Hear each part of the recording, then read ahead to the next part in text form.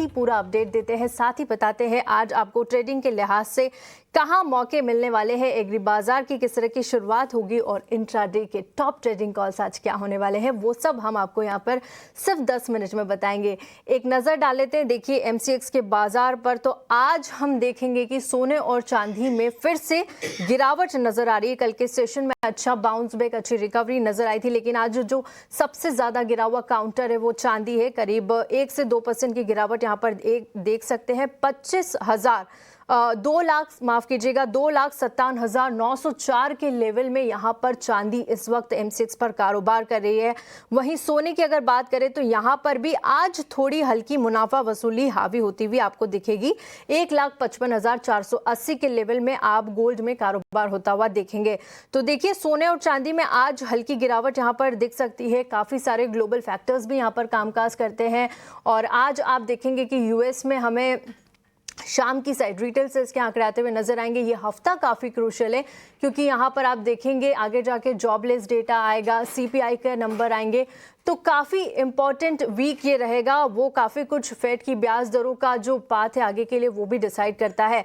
International market में अगर आप सोने चांदी की चाल को देखेंगे तो यहाँ पर भी हल्की गिरावट इस वक्त आप देख सकते हैं। कॉमिक्स पर गोल्ड का भाव $5,086 के लेवल पे कारोबार कर रहा है। वहीं चांदी में करीब 1.5% की गिरावट है और $81 के आसपास यहां पर आज सिल्वर में कारोबार हो रहा है।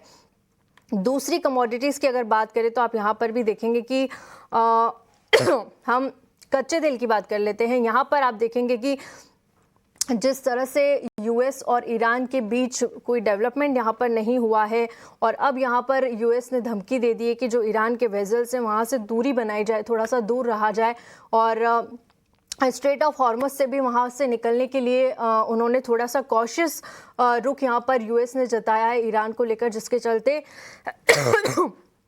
आप थोड़ा सा जो इंप्रेशन है कच्चे तेल पे देखेंगे। ब्रेंट क्रूड हल्की गिरावट के साथ फिलहाल $68 पे यहाँ पर कारोबार होता हुआ नजर आएगा।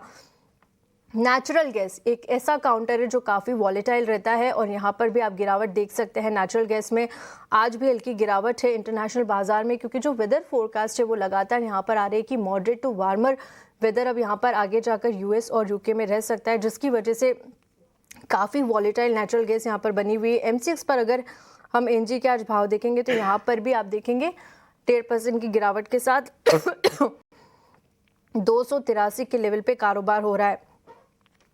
आगे देखते हैं बेस मेटल्स की हम बात कर लेते हैं, लेकिन अब हमारे मेहमान हमारे साथ जुड़ चुके हैं। रवि जी, सोने और चांदी की चाल किस तरह से देख रहे हैं आप?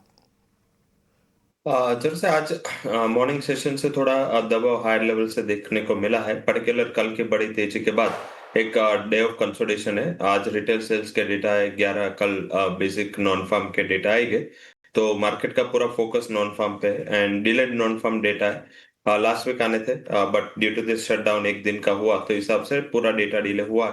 तो आई थिंक इसके पहले थोड़ा नर्वसनेस कंसोलिडेशन आपको आता हुआ दिख सकता है। वहीं वैसे देखे तो जो जेपीवाई है उसमें भी थोड़ी गिरावट आई, इससे अब डॉलर इंडेक्स स्ट्रांग हुआ, तो ये दो रीजन के वजह से आज थोड़ा वीक दिख रहा है।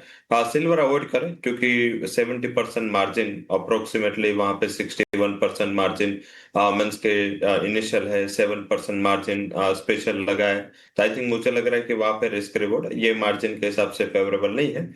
बट आज जो करेक्शन है इसमें बाइंग अपॉर्चुनिटी ढूंढे गोल्ड पे एंड 256,500 पे गोल्ड बाय करें with stop loss of 256,800 and target would be around 258। कच्चे तेल में लेकिन आपसे एक और सवाल रहेगा रवि जी, जिस तरह का एक दिन हम करेक्शन देख रहे हैं, दूसरे दिन तेजी आ रही है, तो यहाँ पर जो निवेशकों का कंसर्न है, क्या वो ये तो नहीं है कि एक थोड़ा सा उछाल आता है फिर वहां से प्रॉफिट बुकिंग करके निकल जाते हैं, फिर अगले दिन हम एक बड़ा करेक्शन देखते हैं, तो क्या थोड़ा सा फोमो क्रिएट होता हुआ आपको भी लग रहा है निवेशकों में इस वक्त? जैसे फोमो फोटो दोनों क्लियर हो रहा है। मीन्स के FOMO means fear of missing out and FOTO means fear of trapping out.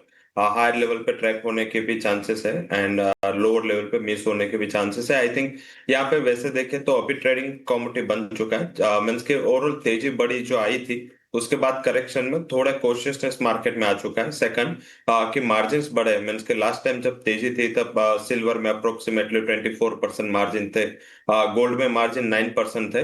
अभी गोल्ड के मार्जिन अप्रोक्स 28% आ चुके हैं, सिल्वर के मार्जिन 70% आ चुके हैं। तो ये लेवल पे मुझे नहीं लग रहा है कि कोई बड़ा ट्रेड आपको वन साइड मिलेगा।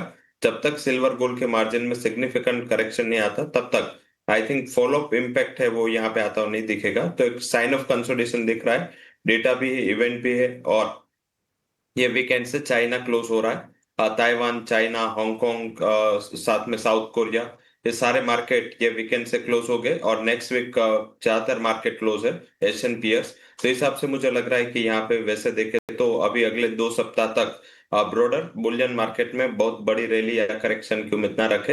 एक रेंज बाउंड ट्रेडिंग होगा और आपको इंट्राडे मौके ढूंढने। तो रेंज बाउंड ट्रेडिंग और इंट्राडे में आपको यहाँ पर मौके मिलेंगे। चलिए कच्चे तेल पर भी बात कर लेते हैं, क्योंकि थोड़ी सी वॉलेटिलिटी और थोड़ा सा प्रेशर यहाँ पर भी बना हुआ है। यूएस और ईरान एक बड़ा मुद्दा लगातार यहाँ पर बना हुआ है और इन खबरों की वजह से ही जो इतना इम्पैक्ट है वो कच्चे तेल में नजर आता है। आज के सेशन की बात करें तो देखिए यहाँ पर यूएस ने अब ईरान को लेकर जो स्ट्रेट ऑफ हॉर्मज़ है वहाँ से निकलने के लिए मना कर दिया है और वेजल्स को लेकर भी यहाँ पर सख्त निर्देश दिए हैं कि अभी ईरान की टेरिटरी से बाहर रहा जाए। कच्चा तेल देखिए ब्रेंट की अगर बात करें तो $68 के आसपास यहाँ पर कारोबार हो रहा है। वहीं M6 पर अगर हम कच्चे तेल के देखेंगे लेवल्स तो यहाँ पर भी आप देख सकते हैं करीब आधे % से ज़्यादा की गिरावट है। 5,829 के लेवल पे कच्चे तेल में कारोबार हो रहा है। तमाम मुद्दों को देखते हुए क्या रणनीति इस वक्त कच्चे तेल में बनाई जाए?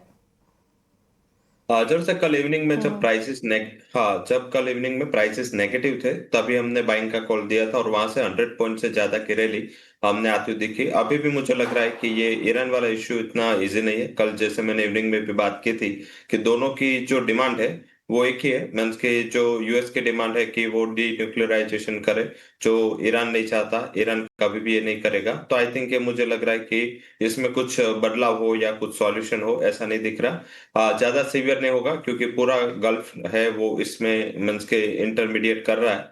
तो मुझे लग रहा है कि ऐसा ही एक जियोपॉलिटिकल रिस्क ये बना रहेगा और उस पर्सपेक्टिव से आई थिंक क्रूड में बाय करना है 5800 पे। स्टॉप लॉस लगा है 5750 एंड टारगेट है वो 5910 तक आ सकता है। ईरान पे और कड़े सैंक्शन लगेंगे, जैसे रशिया एंड ईरान दोनों सप्लाई से बाहर निकल रहे हैं। तो मुझे लग रहा है कि एक थोड़ा यहाँ पे सप्लाई साइड का प्रेशर जो अभी मार्केट को फेस हो रहा है वो ईज होगा और प्राइजेस में यहाँ से एक उछाल देखने को मिल सकता है। 5,800 के लेवल पे खरीदारी आप सुझा रहे हैं। 5750 का एक एसएल लगाना है। 5,900 के ऊपर तक के टारगेट्स यहाँ पर आपको कच्चे तेल में मिलेंगे। चलिए कच्चे तेल की बात कर ली, लेकिन बेस मेटल्स पर भी आप फटाफट से अपनी राय दे दीजिए, क्योंकि थोड़ा सा रेंज बाउंड दायरे में कारोबार तो हम बेस मेटल्स में भी पिछले कुछ दिनों से देख रहे हैं। कॉपर 1241 के लेवल पे कारोबार कर रहा है। वहीं जिंक की बात करें तो 324 रुपये पर यहाँ पे कारोबार हो रहा है। हल्की फुल्की गिरावट यहाँ पर इस वक्त नजर आ रही है। इन लेवल्स में क्या करना चाहिए और आज आपको क्या पसंद आ रहा है बेस मेटल्स में?